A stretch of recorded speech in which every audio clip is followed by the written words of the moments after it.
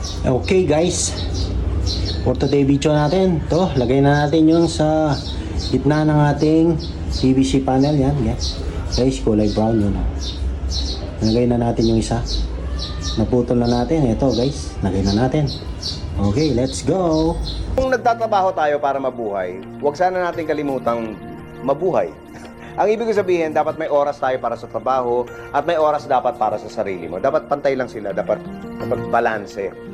Okay lang na kumayod ka ng kumayod, pero pagkatapos nun, maglaan din tayo ng panahon para magpahinga o maglibang. Kasama syempre yung pamilya natin, pati mga kaibigan.